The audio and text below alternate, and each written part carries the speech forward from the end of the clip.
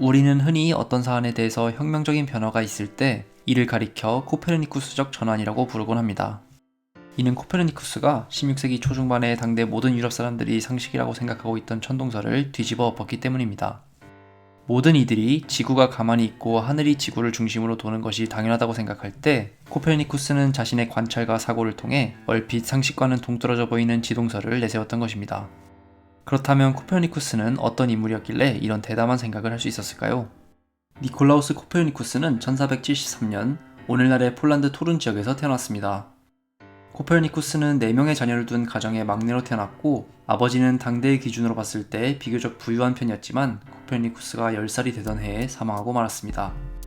다행히도 주교였던 코페르니쿠스의 삼촌이 그를 책임지고 키워주었고 이후에도 경제적으로 어려움을 겪지 않도록 성당에서 의전사제의 자리를 주었습니다.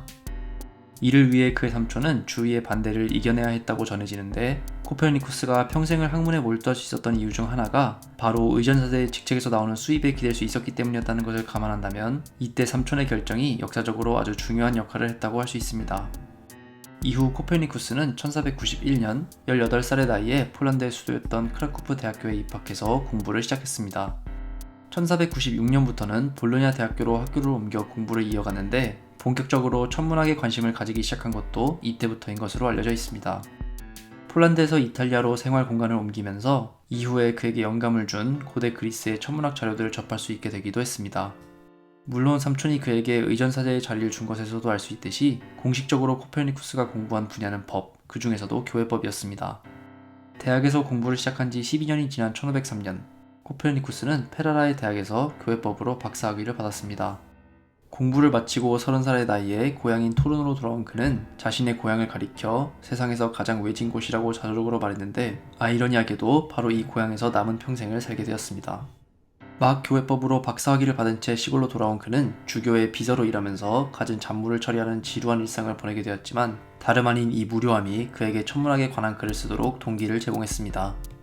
1509년에는 간단한 해설집이라 불리게 된 짧은 원고를 마무리 지었는데 이 원고에는 이미 이후 그의 지동설의 기본이 되는 내용이 담겨 있었습니다. 고대 그리스와 이후 이슬람 학자들의 생각을 이어받아 그는 이 원고에서 지구의 중심점은 세계의 중심점이 아니라 단순히 중력과 달의 궤도의 중심점일 뿐이다 라고 말하기도 했습니다.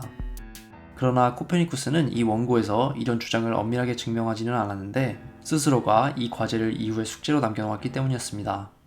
코페르니쿠스는 이 원고를 책으로 출판하지는 않았지만 머지않아 유럽의 지식인들이 이 원고의 내용을 알게 되었고 코페르니쿠스는 곧 유럽 사회에서 유명인이 되었습니다.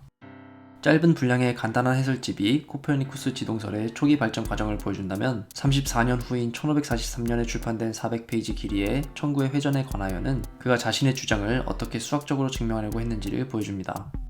1543년은 코페르니쿠스가 사망하는 해이기도 한데 사실 그는 책의 내용을 이미 1530년부터 쓰기 시작했고 2년 후에는 완성했습니다. 이후에도 2차례에 걸쳐 원고의 내용을 검토하고 수정을 마쳤으니 사실 코페르니쿠스가 마음만 먹으면 진작에 책을 출판할 수 있었던 셈입니다.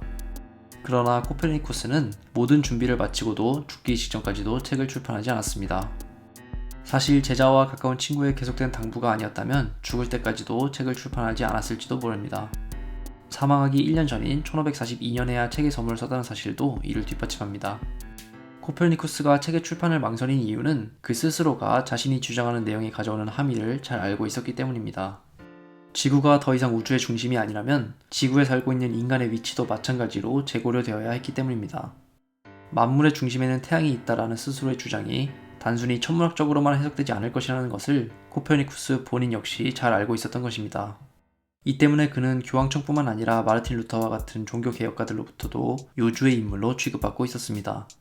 그와 동시대를 살았던 루터는 그를 가리켜 코페르니쿠스는 천문학 전체를 뒤집어 엎으려고 한다. 그러나 성경에 들어맞지 않는다고 하더라도 나는 성경을 믿는다 라고 말하기도 했습니다. 칼뱅도 이후 어느 누가 감히 코페르니쿠스의 권위를 성령의 권위보다 위에 놓겠는가 라고 꼬집기도 했습니다. 여기서도 알 수 있듯이 천동설과 지동설의 문제는 당대인들에게 단순한 천문학이나 수학의 문제가 아니라 종교 그리고 더 나아가서는 세계관 전체의 문제였던 것입니다. 코페르니쿠스는 책을 공개적으로 출판할 경우 자신이 교회에 의하여 이단으로 불리거나 신변의 위협을 받을 것이라는 사실을 절감하고 있었고 이에 따라 죽기 직전까지도 이미 완성되었던 원고를 출판하지 않았던 것입니다. 실제로 코페르니쿠스 사후 그의 주장을 받아들이고 계승한 많은 이들이 고초를 겪어야 했는데, 조르다노 브루노 같은 인물은 화형을 당하기도 했고, 요하네스 케플러는 뛰어난 재능에도 불구하고 일자리를 찾기 어려웠습니다. 갈릴레오 갈릴레이가 그래도 지구는 돈다라는 말을 실제로 했는지는 확인하기 어렵지만, 그 역시 교황청에 의하여 순환을 겪어야 했습니다. 이처럼 지동설에 대해 다룰 때 주로 성경의 내용을 뒤집고 인간의 위치에 의문을 제기한다는 점에 많은 관심이 쏠렸지만, 지동설이 가지는 중요한 함의는 이거 말고도 더 있었습니다. 바로 사물의 실제가 우리의 감각이 받아들인 것과는 그 형식이 다를 수도 있다는 것이었습니다. 코페르니쿠스는 지구의 공전뿐만 아니라 자전도 주장했는데, 지구가 태양 주위를 돌면서 또한 스스로도 회전하고 있다는 우리의 일상적인 감각과 경험만으로는 도저히 받아들이기 힘든 주장을 이성적 관찰과 계산에 의해 대담하게 세상에 내놓았다는 것에 코페르니쿠스의 위대함이 있다고 할 수 있습니다. 코페르니쿠스에 대해 생각할 때면 이성이 얼마나 감각을 무너뜨릴 수 있는지, 그리고 이를 통해 얼마나 신앙보다 우위에 설 수 있는지 놀라울 따름이다 라는 갈릴레이의 말은 근대적 지동설이 가지는 또 다른 함의를 잘 보여줍니다.